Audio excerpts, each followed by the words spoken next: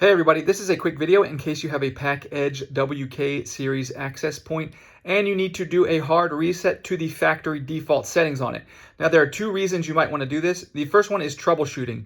If this access point is not connecting to the internet or not allowing devices to connect to it, or it seems to be frozen or not responding, any of the issues like this can very often be fixed with a hard reset.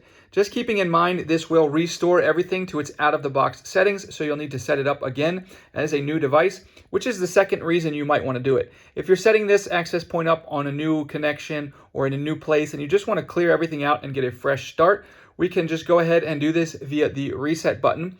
You'll need a paper clip or something that you can put in here and press it. You will need to be connected to power. And what you're going to do is you're going to come and press this and just press it and hold it for more than 10 seconds. If you do it for less than 10 seconds, it will just do a soft reboot, turn it off, turn it back on. But if you hold it for more than 10 seconds, it will wipe the entire access point clean and it will be set up like a brand new device.